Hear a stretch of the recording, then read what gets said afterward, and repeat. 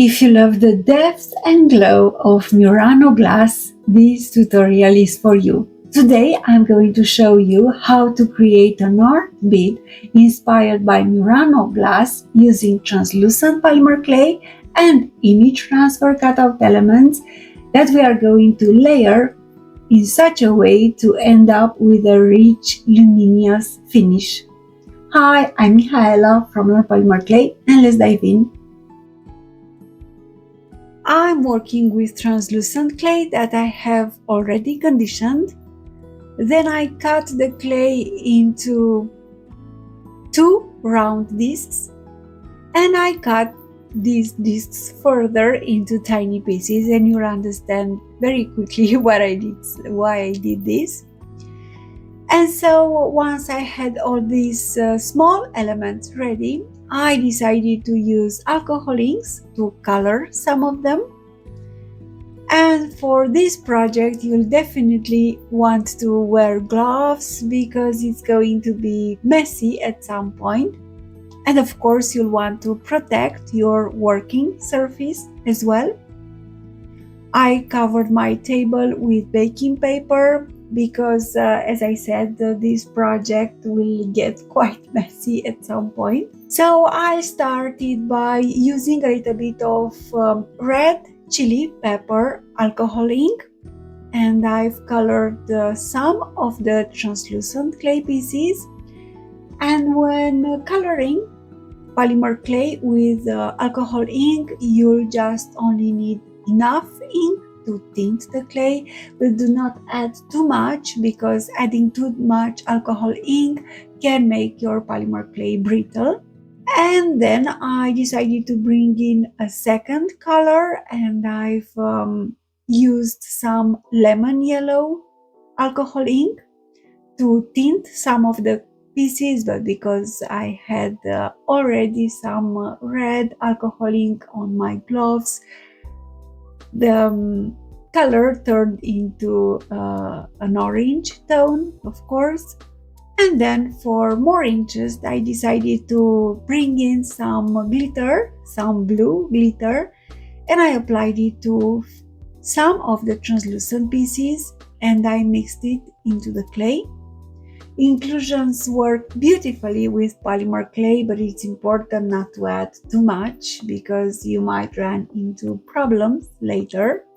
Your clay will become brittle. And so I decided to bring in another coloring agent, and I'm going to bring in some gold mica powder, and I mixed the gold mica powder into the translucent clay as well, but do not add too much mica powder. Next, I gathered all the tiny translucent clay pieces colored with the different agents, and I put them together and I rolled them into a ball. And you will need an acrylic block for the next step of the process. And in fact, we are going to use a classical polymer clay technique called Swirl lentil bead technique. And we are going to create a very beautiful art bead. And in order to create such a lentil bead with a swirl design, you will need an acrylic block, and I'm going to explain you how to use the block and a ball of clay and turn this into a beautiful bead. So because initially I wanted to make earrings, I've rolled a smaller swirl bead, but then I thought that this bead was quite small, and then I ended up making a larger pendant. So I put all the colored translucent clay pieces together, and I rolled larger round bead, and again I've used the acrylic block, and I'm going to explain the process of making a swirl bead. So but before, I decided to add a little bit of gold mica powder and a touch of blue glitter on top of the round bead, and then I put the bead on my work surface, and while keeping the acrylic block perfectly parallel to my working table, I'm just going to make a rotary motion, and in the same time I'm moving the bead which was initially round, by making it move, by pushing it gently with the acrylic block. And the more you make this circular motion, and you can make larger circles or smaller circles, and you can go slowly or more quickly if you are experienced with making such swirl beads. But anyway, the more you rotate the bead, the design on top of the bead is going to be more complex. The more you rotate the bead, the better definition you'll get on top of the bead, and you'll end up with very beautiful beads with intricate swirl designs. And it is better to use contrasting colors when making such a swirl bead. You'll notice that the round bead will turn into a slightly lentil pointy bead on the front and on the back while making this rotary motion with the acrylic block. But if you don't want a pointy bead, you can gently use the acrylic block and press it in, and then you will create a more softly domed lentil shape. And I decided to go for this type of domed lentil shape for my bead. But again, do take the time to rotate the bead, and you will end up with a very beautiful swirl pattern. And this is a classic polymer technique that will help you make beautiful and elegant beads. So you'll have to rotate the bead until you are happy with the pattern, and always check the front and the back.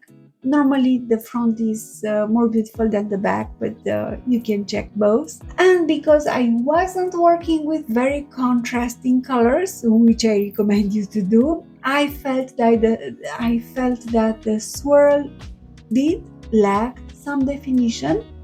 And so I decided to enhance the design using alcohol ink, but this time I'm going to use the same colors, but I'm going to use alcohol ink and a dotting tool to draw a swirl pattern on the bead. And we are cheating a little bit, but I really like how the finished bead looks, so I think it's worth continuing to explore the possibilities of the swirl bead, and even cheat a little bit with the swirl design.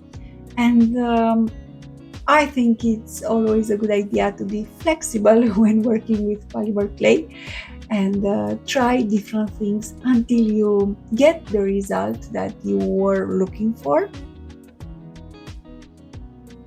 And so I am going to use red alcohol ink and draw swirl lines on top of the bead using a dotting tool. And then to enrich the design, I added also some lemon yellow alcohol ink lines. And of course, I mixed the two colors to create a subtle orange tone in some areas. And as you can see, I've used a dotting tool to create a pattern that I hoped originally to have with swirl technique. And in order to add even more interest to the finished bead, I decided to put a little bit of blue glitter in some areas to create like lines with blue glitter. and I use the thin brush. And in order to create a bead with a more visually dynamic pattern, I decided to bring in some imitation gold metal leaf, and I've used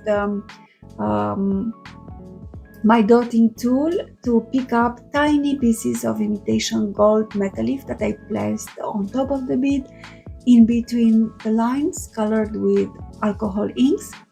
And I think that you cannot make a Murano inspired bead and not use imitation gold metal leaf somehow on the bead.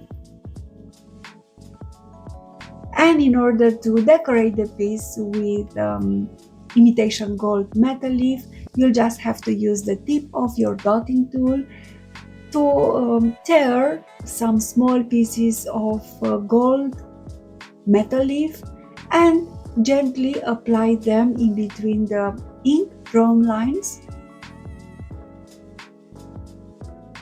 And I really like how the bead looks at this stage. The ink drawn patterns, the glitter and the metal leaf, they all work together beautifully in my opinion. And as I said before, you'll notice that the bead isn't very pointy because it was my choice not to have a pointy bead. And so I pressed it gently with the acrylic block. And once you are happy with the shape of your bead, you can bake it for 45 minutes in the preheated oven. And I usually tent my pieces with metal foil to protect them from direct heat, especially pieces made with white polymer clay, translucent clay, or white colors of polymer clay. And while the bead was baking, I started to prepare the image transfer. So I've chosen a kaleidoscopic image and I use scissors to trim off the excess paper. And so I'm working with white polymer clay that I passed through a thinner setting of my pasta machine. And then I put a little bit of 70% rubbing alcohol on top. Then I placed the image face down onto the clay and I gently pressed it in place. First I tapped the image with my fingers and then slowly I started to rub and burnish the image into the clay.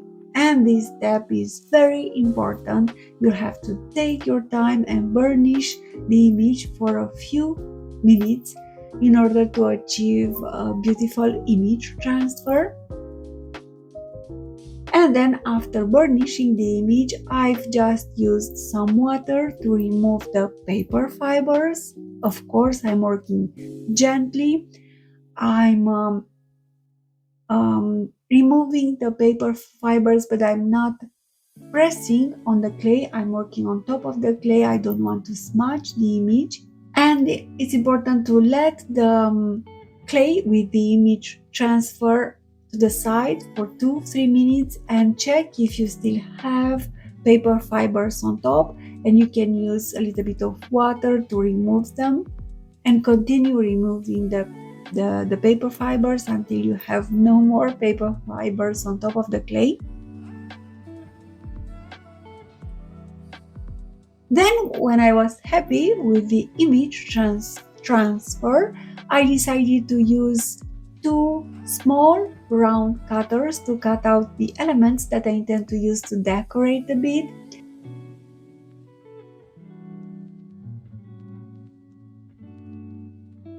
And I'm using a small round camper cutter and I cut out blue flower-like elements from the kaleidoscopic image transfer. And then I used a smaller round cutter to cut 4 more bluish elements that I placed in between the larger blue elements, the larger blue cutout elements. And I thought that these additional blue toned elements would enhance the contrast of the finished bead and add more interest to my art bead, and because I wanted the finished piece to really pop. And of course, when attaching raw elements to baked clay, you'll have to use liquid clay. So I've just used a brush and I applied a small amount of liquid clay on the back of each cutout element before pressing it gently into the bead, into the baked bead. And then I used baking paper to gently press them into the baked bead and make sure that I have a very good adhesion. For the attaching system, I chose to create a backing element instead of drilling the bead, but if you don't want to make such an attaching system, you can just drill the bead. You can drill the bead while the clay is raw, or you can bake the clay and then use a hand drilling tool and some glue and some super glue and a nice screw pin and screw the pin inside the pendant if you prefer. For my design, I decided to use a screw eye pin, but I'm going to sandwich it between two layers of clay. So this time I'm working again with translucent clay, and I'm working with a translucent clay that I passed through the pasta machine on a thin setting.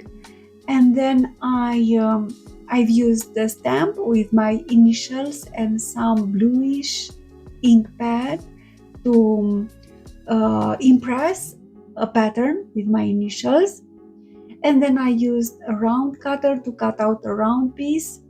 I've gently pressed a screw eye pin into this cutout element, and I am going to apply some liquid clay, and then I'm going to press this element into the baked bead, and thus the screw eye pin is going to be sandwiched between these layers of clay.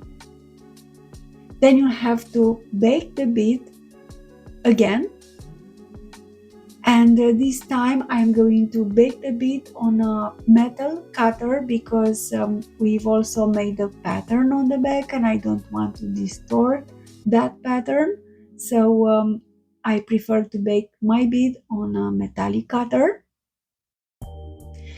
Of course, in order to achieve a true beautiful faux Murano glass effect, I'm going to use UV resin. I'm going to use a brush to apply UV resin. And I applied one coat, then I used a heat gun to remove any air bubbles.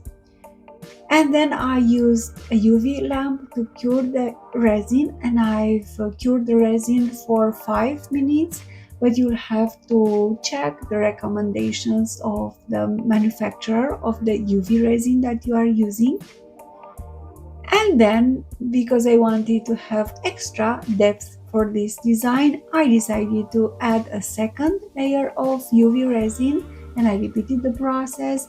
I used the heat gun to remove air bubbles, and I used a UV lamp to cure the resin for 5 minutes. And this is the finished pendant, and I hope that you enjoyed this tutorial and this combination of the swirl lentil bead technique with image transfer elements. I personally love the piece and the contrast created by the translucent base and the image transfer details. Thank you so much for watching. Please check out my other tutorials, and if you enjoy faux glass and faux ceramic techniques, feel free to subscribe. Thank you, and stay tuned for more inspiration for work with polymer clay.